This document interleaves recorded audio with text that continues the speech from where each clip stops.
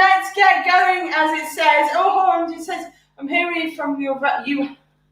You have been. It does seem like years.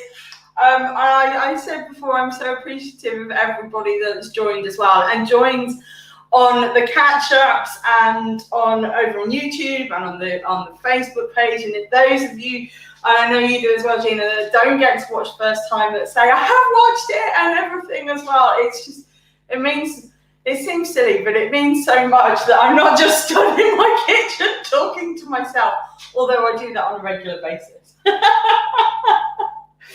Anyway, let's get going. And we're going in for homemade mince pie today. Santa's favourite treat, my favourite Christmas treat. Like I say, can't make too many of these during Christmas, otherwise they get devoured. And my old job, we used to have a like a mince pie sort of not bake off, but we'd rate all the ones out of the supermarkets to see which we would find the best. So I would eat quite a lot of mince pies over Christmas, but I'd also make my own. So, but today we're going to be making these from scratch using a sweet short crust pastry. And this is one that my granny taught me many years ago. She's not with us anymore. My mum and my nan, my gran would make hundreds of these for the school Christmas fete, every December my gran had a long kitchen bench and there'd be hundreds and hundreds of mince pies going on, all made by hand, no shop bought pastry. I dread to think how many she made over the years. And then in the summer we'd switch and she'd make scones for the summer fete. But this is my granny's recipe. It's really, really simple. I'm going to get in trouble saying this out. It's a sweet short crust pastry. It's very easy to make. It's really buttery and then flaky and crumbly, and it's sturdy enough that when we hold our mince pie, it's not going to all fall apart. Mince pies are those little pockets of pastry and sweet filling that everybody sort of eats in a hand very often, and they're just on the go. So we want a pastry that's going to be buttery and crumbly, but also is going to hold its shape, and it's not going to fall apart at the slightest touch. So that's what we're going to be doing with this. They're really easy. You can make them ahead and freeze them. You can make the pastry ahead and freeze it. But that's pretty much all there is to say. Like I say, we're going to be using our homemade mincemeat as well. And they're great. You really want to be serving these and eating them warm. Again, another reason to eat quite a few of them. So ingredients wise then, we're going to grab some bits out of the fridge, which is stocked up now for Christmas. So we've got 225 grams of cold cubed butter.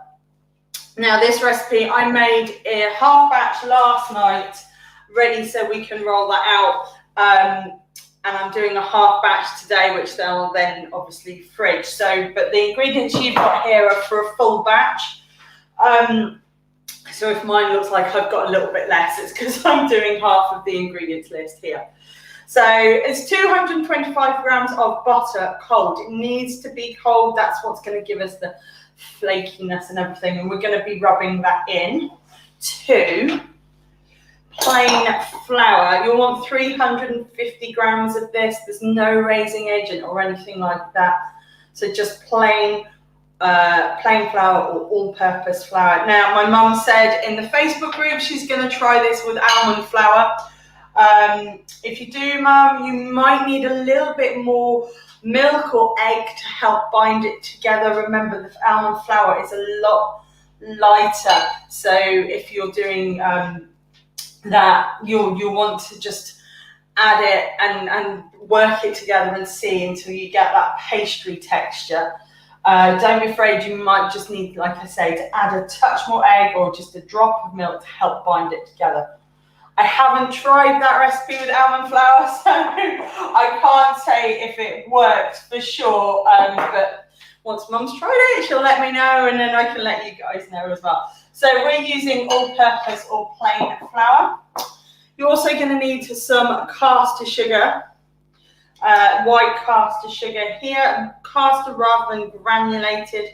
Again, it's finer, we're rubbing it in, we don't want big chunks of sugar in there. You're also going to need mincemeat. This is my homemade jar that we made the other week. So you can use your own, or you can use store-bought ones as well. There's loads of great ones out there. But we made this at the beginning of December or end of November. And that's been in the fridge, and it was quite full. I've used quite a lot. I used it in a puff pastry Christmas tree. I'm going to be adding it into some ice cream, but mainly we're going to be using it for the mince pies. Yes. And you'll want a medium egg there, and icing sugar to dust, flour to dust your surface as well, and any other sugar. Before we go on to equipment, Gina says we're making the Yule log today. Yay! Good luck. I hope you have loads of fun doing it. I've seen a couple of other people doing them, like red velvet ones and caramel ones and all sorts. So I've got so many ideas going through my head as well for next year. But we've also got a chocolate sponge that we made on the kitchen live the other day. That's still in the freezer, so that'll be coming out this week, and I'll be making that into another Yule log because the first one is totally disappeared within seconds flat. Equipment wise then, you're going to need these. You're going to need your hands. You're going to need a large mixing bowl, a rolling pin and some cutters. Now, you want to go large on those because we're going to be pushing them into the mince pie tin. Depends what tin you're using. So we're going to be wanting, we'll look at which size here, but probably a good 2-inch across one for the top, and the larger, like a couple more larger up for the base. Or you can use star cutters for the top as well. Tin-wise then, now, depends what you've got at home. You can use a deep muffin tin. If you're doing that, you'll get a really deeper fill on your mince pie. You'll be wanting to use the larger cutter. We're using a mince pie tin, and it is, they're only a couple of centimetres. I don't know if you can see that from here. They're only a couple of centimetres deep rather than a muffin tin that's a good sort of 3 or so. And this is going to give us a nice sort of pie and then base, and enough for a good dollop of mincemeat in there. But you don't have to use a mince pie tin. I think sometimes people in the UK call these fairy cake tins because they're not as deep as a muffin tin. But if you're doing it in a muffin tin, that's perfectly fine. You can use the same recipe. You're just going to get less out of it because obviously you're going to need more pastry for that bottom part. And you can fill it with other things. You know, last year I did it and I popped a little bit of custard in the bottom before I put the mincemeat in there as well. But we're using a mince pie tin today. So it is simple. Again, it's another good one for the kids if you want to. Okay then, let's get started. Now like I say, I made a half batch last night, and I'm making a half batch today. The ingredients here are for the full batch, but this has been chilled overnight in the fridge. You'll want to chill your pastry for an hour. This needs to come up to room temperature before I roll it out. So this is where we're going to get to with the pastry today, and then I'll use this for making the mince pies as well and show you how to do that. So that's just to the side. We will preheat our oven, but we need to make the pastry first, so I'll preheat that once we're at that point. So you can do this in a food processor if you prefer. I'm going to be doing mine all by hand, so let's just get my hair back, take my watch off, just give my hands a rinse as well.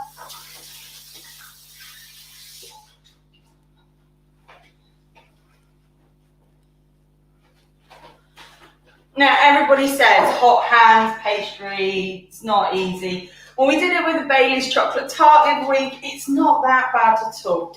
So first off then, into our large mixing bowl, we're going to pop our plain flour.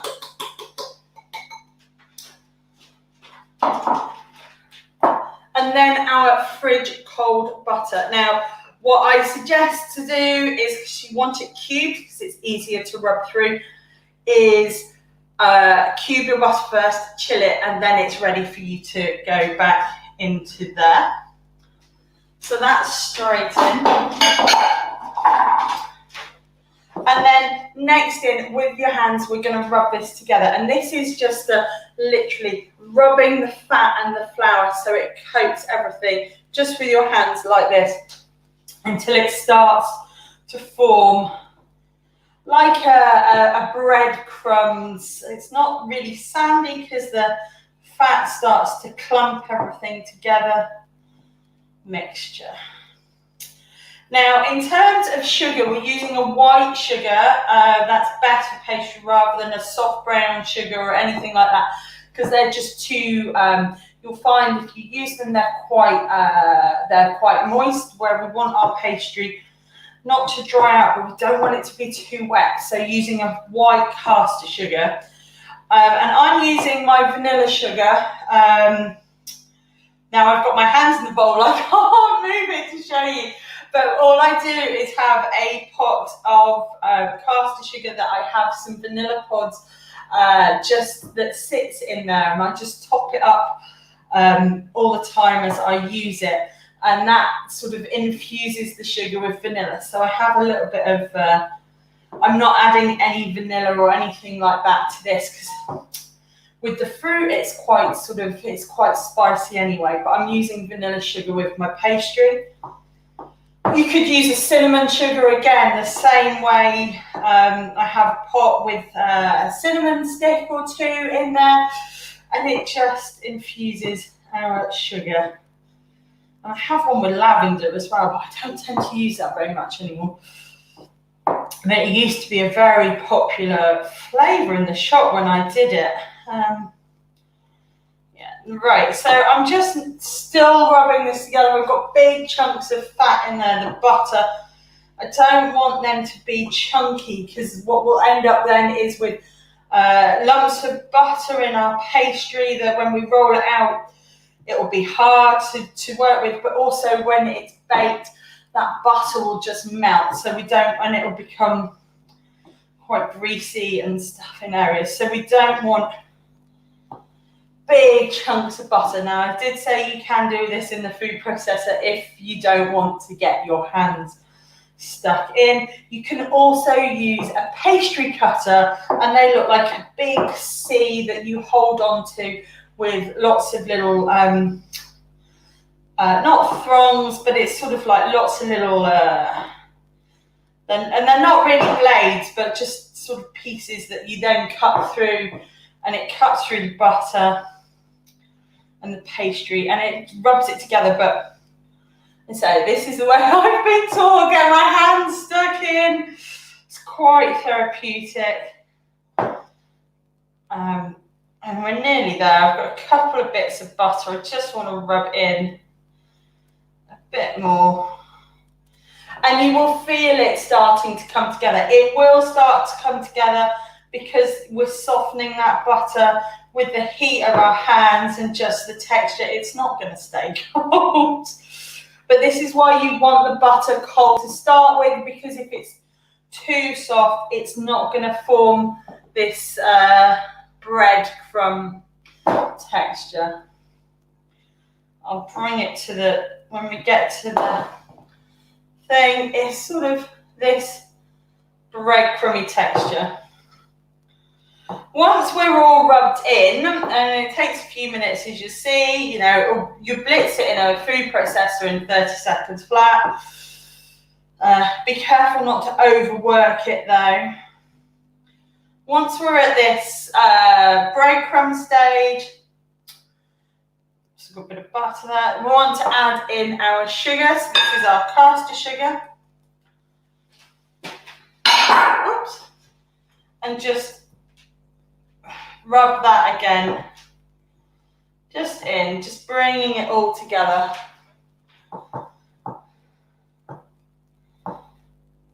Just through your fingers. We're not squeezing it or anything. And you see, it's just a light rub, like this with our fingers.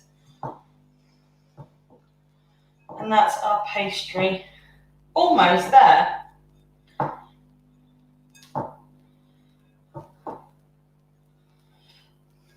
Right. Next up, you want to add an egg, and the egg is going to help combine everything together. Because I'm on a half mix, I'm going to use half an egg. I'm going to whisk it up and then use half of the egg and then use the other half for brushing the tops with. So I'm just going to get rid of that and rinse my hands again.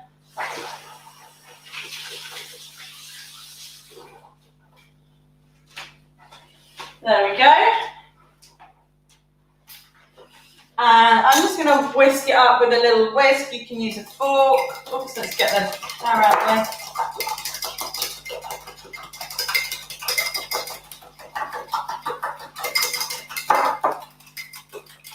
And I want half of this. You'll want all of it if you're doing the full batch. Trying to work. And we're going to start bringing everything together. So I'm just going to pour half of that in there. Make sure it's not. And then just bringing it together with a spoon. You can use a knife. That's what my granny always used to use. And then what we'll do again is we'll get our hands stuck in just to bring it together. Now you can make this without the egg if you prefer. You can use a little bit of milk to bind it together. The egg just gives it a bit more richness and with the pastry. So it starts to combine together. See, it's not sopping wet. It's just started to bring everything together. I'm just gonna get rid of the spoon. And once again, back in with our hands to knead it all into one. If you're finding it's not coming together, it should do one medium egg should be enough. It doesn't necessarily matter if that's at room temperature or from the fridge, because we're not baking, we're going to chill this anyway. But we want to knead this pastry just for a moment in the bowl, getting everything there. But if you're finding it's still too dry, you can add just a touch, just a tiny drop of milk, if you want to.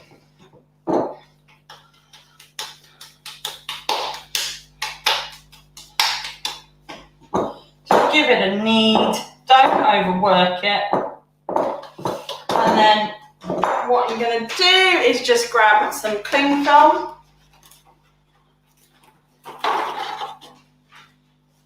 There we go.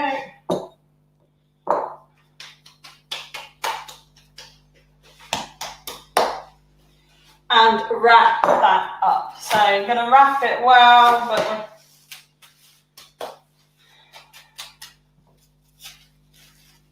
I'm going to be using this again later, so I won't put too much on. If you're freezing this now, make sure you double wrap it, and you can always put it in a freezer bag. But this now, just wrapped in the cling film or the plastic wrap, is ready to pop into the fridge. So that needs to go into the fridge for about an hour to let all that fat sort of firm back up again. It's too soft now at the moment. If we roll it and bake it, it's just going to fall apart. So leaving it in the fridge just helps it all firm back up again. So we'll get rid of the bowl. That's it on that side of things.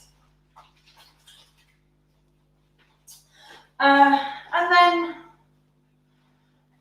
we're ready for our to get ready for them. You see, this is why my granny made so many of them. It doesn't actually take that long. Although I think she probably made huge batches of pastry. Now, this is my pastry. I took this out of the fridge, what, about 20 minutes ago. It's still a bit too solid for me, but that's fine. We can work with that. We'll get it unwrapped for the moment. Things. We don't want it to, because if we roll it when it's too cold, it's just going to crack. It's not going to be a nice experience. So whilst that just sort of keeps coming back up to room temperature, we'll go through a few other bits and pieces. We'll put my oven on to preheat. We're preheating that to 200 degrees C, and I think that's 375 Fahrenheit. I will double check it. I know 180 is 350s. 200 is not that far off it, so it's 200 degrees C. We're going to want a slightly higher temperature to get that pastry nice and baked and crisp. We don't want it to go slower because it'll get all soggy. So that's preheating for 200 degrees C, and we'll bake them for about 20 minutes. With our mince pie tin then, or if you're using a muffin tin, you don't have to grease these, but you might just want to pop a little bit of melted butter or some spray or a little bit of the old cake release into those. So I'm just going to, just not too much, just pop it into each, just spin it around. It just helps them get out. You know, we're not adding anything that's going to cook out or change the texture. I don't know about you. I made some with some puff pastry and couldn't get them out, and I got my knife in there and I ended up cutting the puff pastry, and I was just like so disappointed because they just fell apart. So a little bit of cake release, or like I say, melted butter or spray or something, just in each of your mince pie holes. And I say, if you're using a muffin tin as well, that's perfectly doable. So that's preheating. Our muffin tin's there. Our pastry is almost there. Just before we get to that, we'll talk about the mincemeat. So this is our homemade mincemeat that we made the other day. The recipe is on the blog if you want to do it. We made this. It's been maturing in the fridge. I say the other day, it's actually end of November. This one was made with brandy, but you can make it with a fruit juice instead. You just need to eat it a little bit quicker because obviously it's the alcohol is preserving the fruit. And this was made with butter rather than a suet.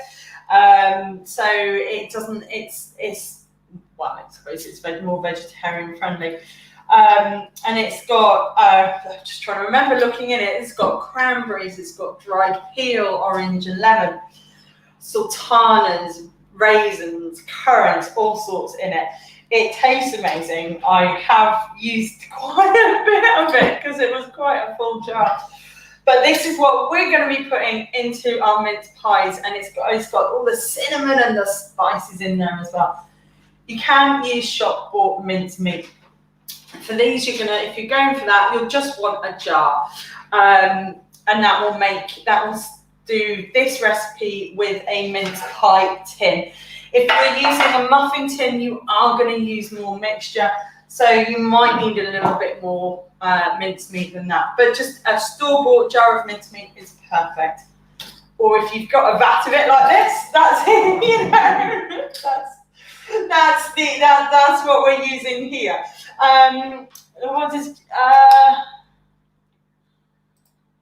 Bet that smells amazing. It does. It's got that whole Christmassy smell. It's got the cinnamon, it's got the ginger, it's got the mixed spice in there. The brandy, like I say, if you're not a brandy person and you don't want to add alcohol, that's fine. You can make it with apple juice or orange juice and adding the spices. It just doesn't last as long because we're not preserving the fruit in the alcohol there. But if you want to make your own homemade mincemeat, you can do this as well at the same time as this. So whilst your pastry is resting in the fridge and chilling, you could make your own mincemeat. It doesn't take that long. I think we put this together in a matter of seconds. Well, minutes. You cook off the fruit with the liquid, you steep it in a bit more and the butter, and then we jarred it, but you can use it straight into your mince pies if you want to. So I'm just letting this just a few more moments just come up to room temperature. It is still going. I'm just going to grab a sip. Oh, squash and toothpaste. Ooh, yeah. Oh dear. So before we get to rolling out, we're going to choose our cutters. And these are just a set of supermarket round ones with the fluted edges. These are plastic. You can get metal ones, all sorts, different shapes and sizes. And we've got a couple of stars as well. For our mince pie base then, we want to be going with a size. Now this one here is obviously way too big. It's going to hit the sides, but it's also then going to come right above our dish of our tin. So then these are too small. So we've got two here. This one, the green one, if I sit it over, is it's about the same diameter. So this isn't going to give us those sides when we sit it in. It's only going to come up slightly. So what we're looking for then is our middle one, and I'll get the rule and measure this for you. So we can see it sits a little bit out of the edges there, and it's not going to come far too much at the side, so we'll get a nice set disc of pastry in there that we can push down and we'll fill. Thank you very much. And that will go, so we're going to use that, which is, let's double check, and this will check with your own tin because the tins are different. This is about 3 inches in diameter, which is just about 7.5 centimeters or 75 mil. So 3 inch for our base. And then for our top, we'll want something that just sits in there and we can crimp into the side. So this one, this green one that we saw that was the right size, might be tempting, but it might just give us a bit of an overhang. So our next size down from that, our red one, which sort of sits in there quite snugly, is the one that we'll use, and that is just over, it's about 2.25 inches or 5.5 centimeters or 55 mils. So we're using in your sets, double check your own, but we're using those sort of two. There's one in the middle between these sizes. So that's that. Let's get rid of the roll. As my dad used to call it. If you don't want to top with a disc, you can use a star. You want a star that's about the same as your top, so it fits all the corners. Or I was reading Nigel Slater last night, you could do lots of little stars just overlapped on the top. So we're going to try both.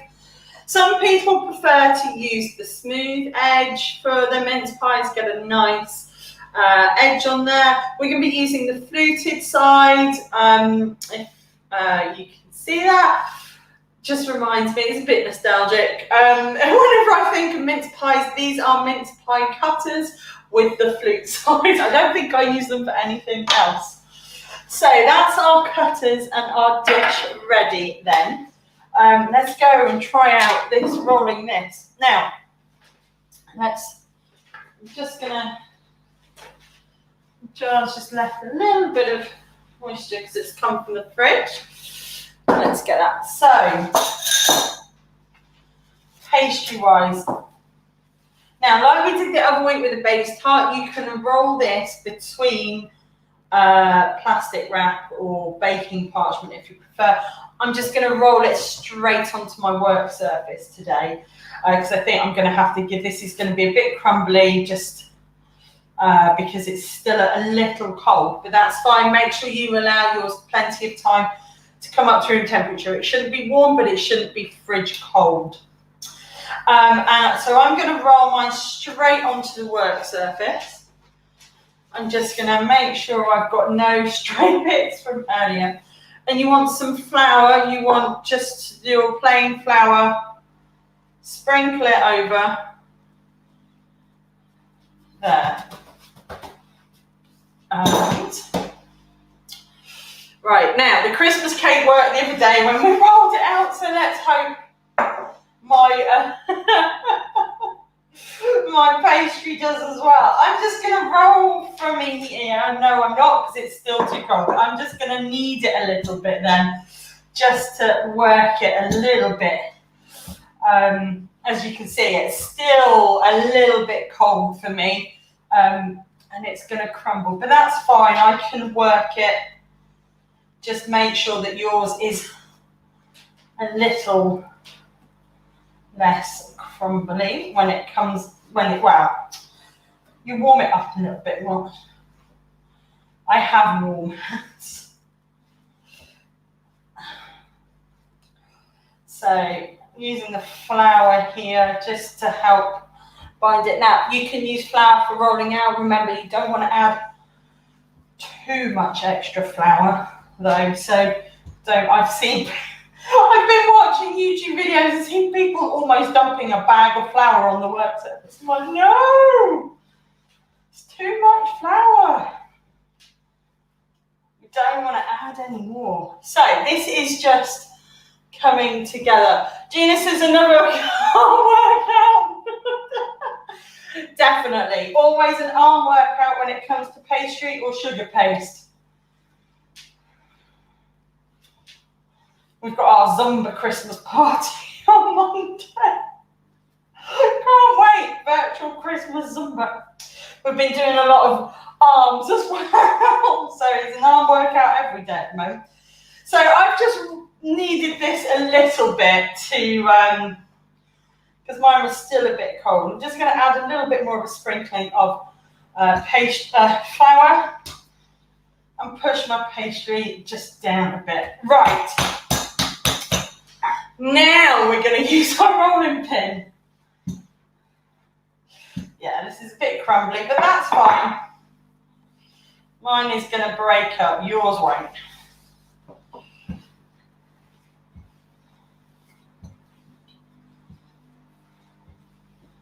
So we're rolling this out to, it's quite thin pastry for mince pies. I'm just going to dust my thing a bit more. You want it about 3 to 4 millimeters. So a bit like the sugar paste, I use the rolling pin to support my pastry for turning it. And I'm just going to turn it around. Now, I don't flip mine over. Some people flip their pastry over. That's because we don't flip sugar paste when we're rolling it.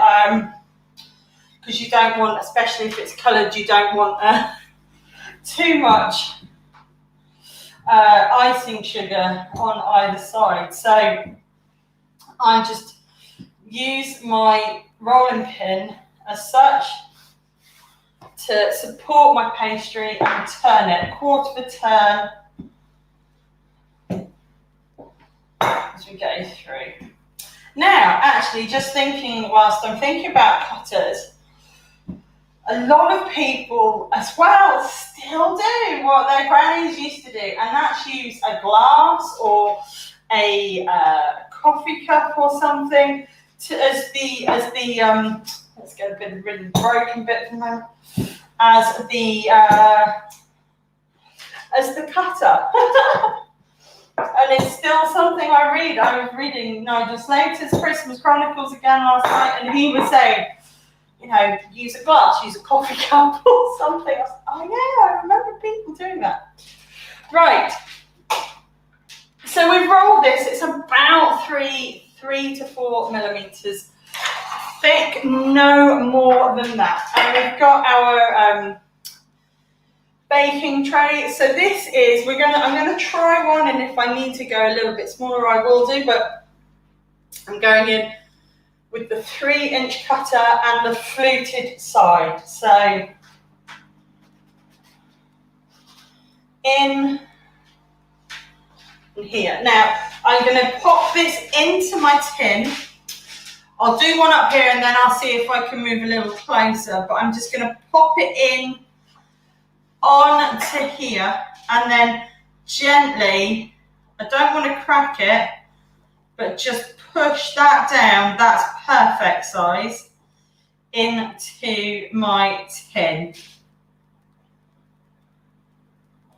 And we're being gentle because we don't want any holes for that mincemeat liquor to escape. So this is our little dude in here. So let's do a couple more.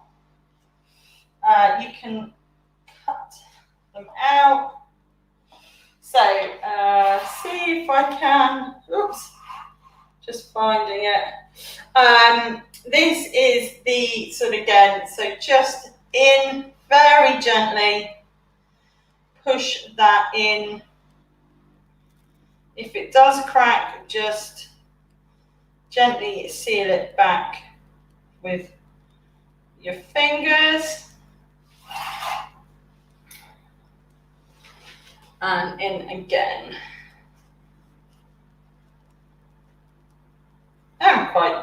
That's worked out quite nicely this morning. Recently I've been surprising myself. It was the Yule log, it was the Christmas cake, and now it's the pastry. The little offcuts, don't worry about those. We're going to re-roll those for our tops. So I'll just pop them to one side for the moment, and we will cut some more discs out. So this recipe as a full batch will make about 20 to 24 mince pies of this size using a mince pie tin. If, like I say, if you're using a deep muffin tin, you will get less from it. This is the same technique for a deep muffin tin, but when you're popping these in, don't forget you've got quite a deeper depth to go with your pastry. So just be careful because it can split more frequently than these, which are relatively shallow. I think I'm going to get another couple out of here. I will get a full batch out if I keep rolling, but let's see what I can get. There's another 4, so oops. And the pastry, any leftover pastry, you can keep in the freezer, like I said. You could use this to make a very large mince pie. Again, something my gran used to do, large mince pie with maybe a lattice top or a decorated top. If anyone's on Instagram, there's a lady called Judy Jones who makes the most amazing pies decorated on the top with all her pastry, which is quite inspirational. But yeah, or you can use old school jam tarts. These work for as well. This recipe will give you, give a good old dollop of blackcurrant jam or something. Now, also with the deep ones, you can fill those with a little spoonful of custard in that. And you could probably do it in these, but these are the shallow ones. Was it, Gina says, was it my gran that got me into baking? Yes, it was. My grandmother lived with us for 15 years before she passed and before my dad passed. And my mum and dad ran the family business, and my gran was at home doing all the baking and the cooking. And my mum does now. My mum does bake now. But she admits that I am we all admit my granny was the baker and mum helped. And so I remember like my Victoria sponge recipe that I've got on the blog, that's hers. Just very simple old school baking, but yeah, it was. We used to have, and there was it's a bit soft now. There was a lot of pies around when my granny baked. There was always a jam tart, always mince pies, and always a cake. So yeah, it was, and it's quite nice. I do think about her when I bake. I think a lot of people do if it's a thing that's handed down from mothers or kids. And this is now a little bit crumbly at the top, so I'm just going to take this. We're going to use this. I was going to fill this. I've got 2 holes left. I was going to fill it, but actually we're going to do the tops because I think the pastry needs to chill again. And if it gets too warm, don't worry. What you can do is just wrap it quickly up and pop it in the freezer just for a few moments before you keep rolling out. But I'm going to finish mine there for the moment, and we'll cut some tops out of this. In the meantime, I've just realised I've rolled that out and we're in the wrong space. I'm going to pop my mincemeat in the, I got my, yes. Same, I just popped that up. I just got to put that up, it's all right, because I moved the mouse and I got my thing.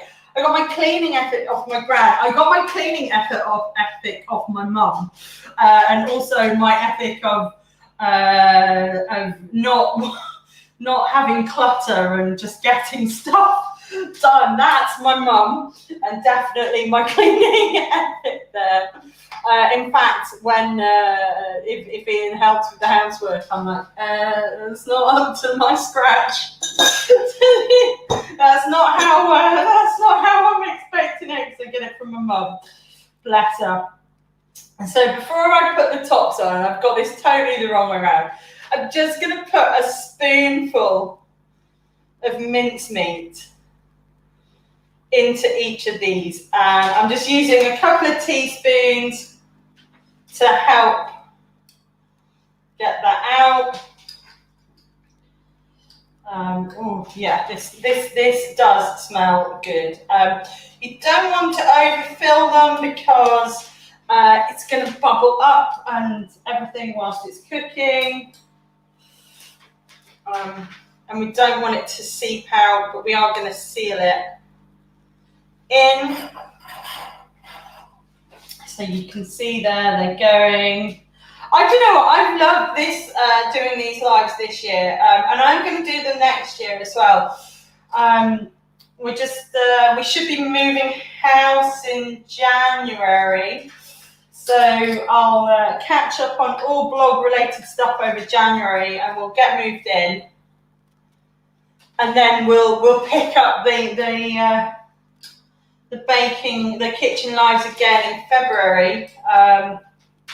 I've got some great spring recipes in there, and I might still pop in and out, but I'll let you guys know. And obviously, I'll still be there. I'll still be on the Facebook page. Just going to have a little bit of a catch up on all sorts of things, and basically pack the house into boxes, ready to move. And we've got, I'm lucky, as long as everything is fine, and we've got a fabulous kitchen of which I can just move into, and we can just resume from there. Obviously, new ovens to figure out, but that should be okay. So that's my mince pies. Let's just move the mince. I've got stuff everywhere. I've got my mince pies then filled with my mince fruit, my mince meat. And then this is our cutter for our top. And I was looking for a little brush, but yeah. There we go. Now you can do this with a pastry brush or just a little. I have little paint brushes for here, but just with little egg wash, just brush round the tops there of our pastry cases, and this is going to help seal everything in, but also give that nice colour to here. We're still working this. Well, Ian's not. He's off. I'm still working this week, so we're sort of. I hope everybody else is. Hopefully, I know friends and teachers are off now. Time for a relax after a very, very crazy autumn term. And things. I've got a couple of days left. I took some holiday last week, and then Ian's off as well. So yeah. But I know there's a lot of people out there that aren't still, all our key workers and everybody that are still working over Christmas. My sister-in-law's a midwife, and babies don't stop for pandemics, and babies don't stop for Christmas. She's been a busy bee there. Right, we're nearly there. You can do this with a normal pastry brush if you want, just with those edges. And just see that if you don't want to do this egg, you can do it with a little bit of milk if you prefer, but the egg will just give it a nice golden colour. We will, come on,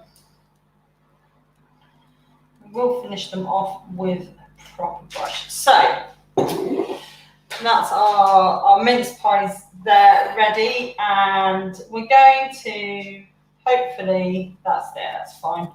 We'll need to re-roll this out. So with my smaller, what did we say this was, 55 mil, 5.5 centimeters, just about 2.25 inches. Again, I'm going to use the fluted end of here and just pop some.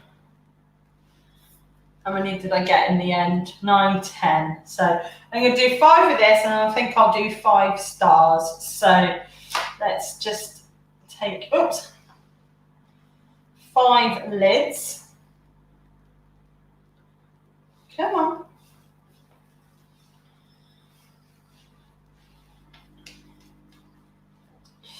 And we're not stretching the pastry or anything like that. They're not doing anything fancy. We're just popping that in there like that. Actually, we probably could have got a little bit more of we probably could have gone with a bigger one, but I'm not going to, because I've got a nice fit there. I've got a little bit of an edge, so we've got breathing room for our for the steam here coming out. I probably could have gone with a little bit less filling in some of these, but you know, that's half the fun. So I'm just popping these down on the top. There we go.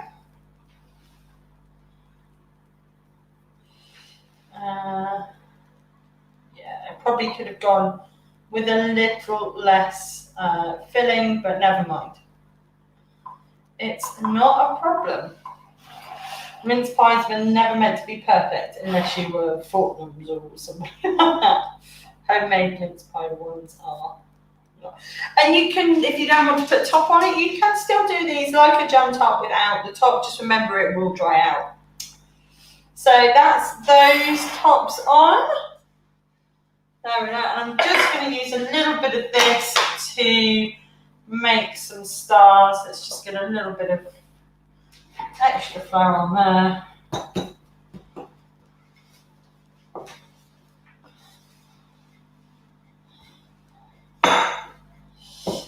And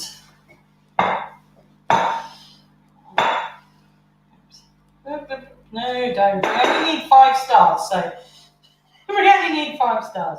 Makes me sound like a hotel. Rambling today. And this pastry now is at that point, and I can see it. It's sticking to my rolling pin a little bit. It's crumbling. It's at the point where if I was doing these, I'd probably put this back into a small pat, like so, wrap it in the cling film, and then pop it in the freezer just for a few minutes, just to allow it to cool down again and let the fats come back together. Because obviously this is why we cool it, because we're handling it. And I said before, you know, the pastry can become a bit temperamental. It's a bit too soft. So at this point, I would probably normally put that back in the freezer. But we're just going to grab our star cutter and get 5 stars out of here. 3, 4. Louise can count 5. And where are we going? Nearly there. And with our stars then, I'm literally just going to pop it on the top. So we have a little star mince pie instead. So yes, Mum, if you're watching with your almond flour, you will need to chill it, because it is a lot, doesn't have the gluten as such, and it's a lot finer and a lot drier, so it will be crumbly. You'll need to handle it really well. Or I'll just mail you some of these, and you'll have to have non-keto mince pies. My stars are just breaking up a little bit, but that's fine. Let's get them on. Yeah, this pastry is ready for another chill. And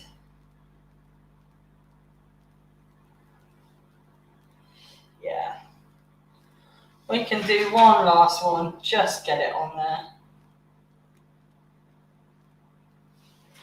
There we are. So last thing is just a quick brush over with an egg wash.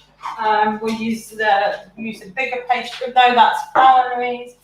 We'll use a bigger pastry brush as well. But I'm just with the stars. Obviously, you've got room for any moisture to escape. With the ones with the lid, just pop a little cross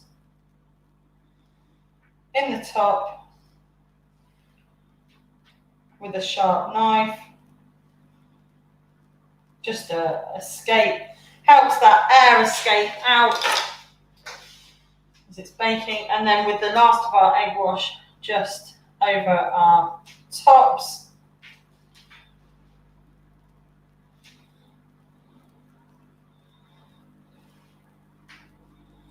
There we go. So this is quite an easy Sunday bake. Flour, sugar, butter,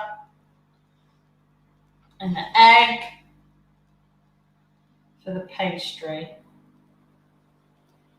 There we go. And an awful lot of mess. So these are now ready. These are going in for 18 to 20 minutes, 200 degrees C. We'll double check what the Fahrenheit is on that, because I forgot to. So this is preheated. So they're going to go in, and as usual, I'm just going to spin these about halfway through. So I'm going to put them on for about 8.5 minutes, see what they're like, and then spin them around. In the meantime, then the pastry that made earlier is probably nicely chilled. It's almost there.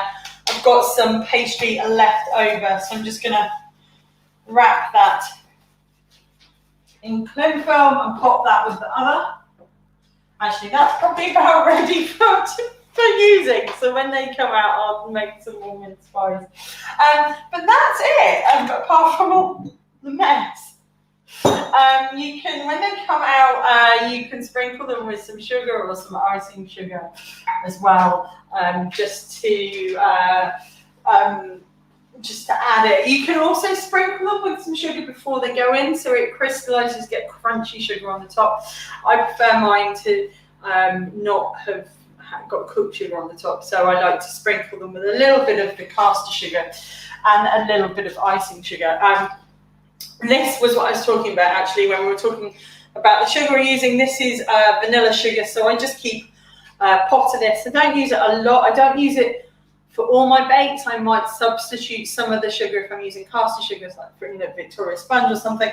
I might substitute a quarter or a third of it with this, and we've got that really vanilla-y through there. I've used this as the sugar for the pastry for this because I wanted a little extra hint of sweetness. But this has just got vanilla pods in there, and if you can see, get the light, and I just top it up. These have been in here for over a year. They still got loads and loads of flavour coming through. And you can do the same with a cinnamon stick as well. So then, our mince pies are in the oven. So I'll quickly run through and leave you guys to your Sundays really. So these have been homemade mince pies today. Yay! This is some that I made the other year. So they're the same recipe, they're slightly different. As you see, some of them have got less lid on, so you get that little dark peak of the mincemeat beneath it. But they're just really sort of simple, easy to make, really simple short crust pastry, just rubbing all those ingredients together until we get a really nice, lovely dough that's nice to work from. So it's really easy. So really easy.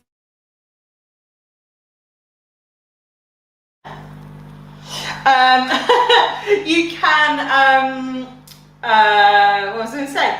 You can use shop bought pastry if you really want to, but actually, for the ingredients, cost, and the time it takes, it's far simpler to make short crust pastry, trust me. And any leftovers you can pop in the freezer anyway, so it's not too bad. So we've used my homemade mincemeat, which you'll find also on the blog, but you can use store-bought mincemeat as well. For this recipe, you want about a jar, so it's about 400 grams of mincemeat. These are really best served with custard or cream or something like that, or brandy butter if you're that way inclined, but they are best served when they're warm. So if you know, don't eat them straight from the oven. Trust me, you will burn your tongue. That mincemeat is quite hot when it comes out. It's a little bit liquid lava. So let them cool down, but you can always pop them in the microwave just for a few seconds blast, warm them up as well. And they are just as good cold, but warm with some cream or some brandy butter is really great. Ingredients wise, like we've just said, really, really simple store cupboard ingredients. You've got butter. It must be cold when you're rubbing in. If it's room temperature or too warm, it's just going to become really, really greasy. We want to be able to rub our butter and our fat, our butter and our flour together to form that breadcrumby texture. So if it's too warm, room temperature, it's just going to disintegrate. I have seen as well, people sometimes, if you're that way inclined, mix a little bit of shortening with the butter. Do half and half. Way back, some people would use lard, but you can also use stuff like Trex, the vegetable shortenings and things like that, and that will give you a crispier, flakier pastry. But we're just using all butter because we want that butteriness, that richness to our pastry instead. Plain flour or all-purpose flour, I really don't think you would have enough pastry for the tops. No, I wouldn't as well. It's yeah, it's yeah, you're right. It's but you can use different ways of doing the tops as well, but you can do half and half with those. It does come together. People say it makes it a lot shorter, but this for me is getting all that butter in. Oh, Jane says they almost like trick chilling. You're back now. Yes. And Amita says, good morning, lovely. Good morning, everybody. Hello. And you've got so butter, really cold, really important that you do that. Plain flour, no raising agents in this, so just a good plain all-purpose flour. You can also use pastry flour, cake and pastry flour, which is really finely milled. Will give you a really light texture there. Caster sugar, we're using a white granulated, fine caster sugar, not a white caster sugar, not granulated. And I've used, as we've said, I've used my vanilla sugar, but you can use a cinnamon sugar, or you can use just a regular caster sugar or a golden caster sugar. Mincemeat, store-bought or homemade if you've made it, or if you want to make homemade, you can make this whilst your pastry is chilling.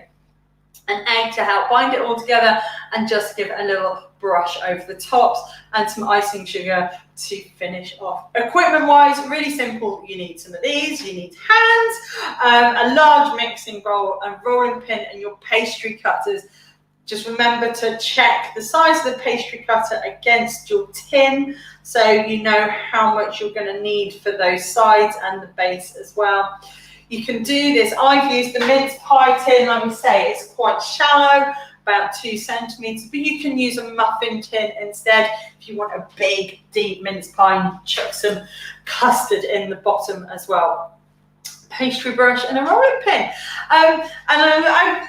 They really are quite simple, and they're really quite quick and easy to do. And the reason I've left them so late, as I said at the beginning, is I'd just eat the lot if I've been making these for the last 4 weeks. So this is why we're doing it last in the kitchen live. And they're also Santa's favourites, so for leaving out on Christmas Eve, unless you're leaving him something like a piece of Yule log or one of those chocolate orange cookies we made the other week. But this is it. These guys are in. They're baking. They're looking lush. I'm going to spin them around in about 30 seconds. So we'll do that before we sign off. I'm going to pop this then. Oops. I'm going to spin that up to 9 minutes. So they take about 18 to 20 minutes to bake.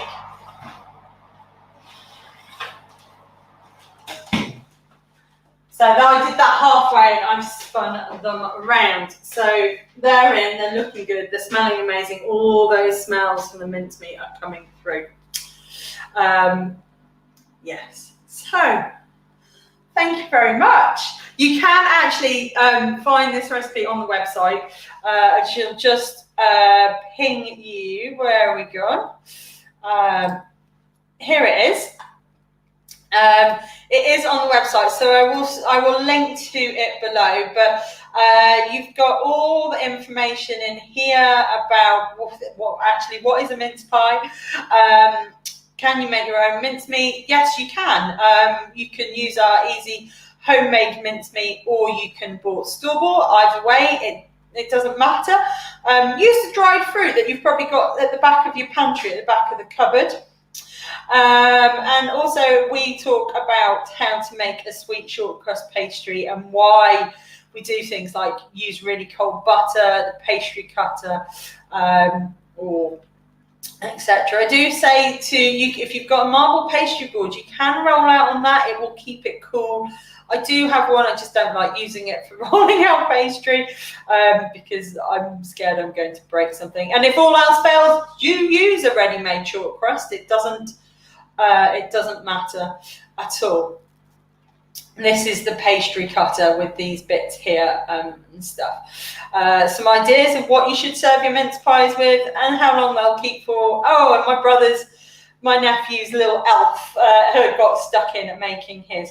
But you can find all the information, and the recipe is full at the bottom with all the instructions and also about how to look after them. So that's all there in ready for you guys. So then, oh, thank you. I don't like mince pies, but I wouldn't mind trying yours. Yours always make lovely bakes. I never used to be a fan of mince pies. I mean, we talked about how many my grandmother made. Seeing hundreds of the things every Christmas and smelling it is one of them things you go off it and like, oh, I don't like it.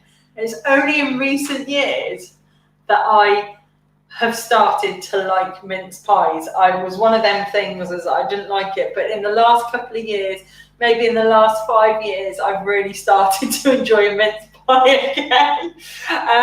But it is all the. I'm one of them people. I like a really good dollop of cream with mine, so we stocked up on the cream for Christmas. Anyway, I just want to say thank you again. Thank you very much for joining me this morning to make mince pies. Thank you again for joining me for what seems like an eternity. And as Gina said, it seems like years since we started these back in, I think I started them for April, for Easter, when we made the crunchy rocky road. And I thought I'd do something really simple with no baking. It's just melted chocolate and throwing things in a pan because I can't mess up on the internet. Since then, I have messed up on the internet. We had a chocolate roulade at the beginning of September that went totally wrong. We've had technical issues. We've had some amazing bakes. I've absolutely nailed the Christmas cake icing. I can't wait to show you those pictures. And I've just had so much fun with you all.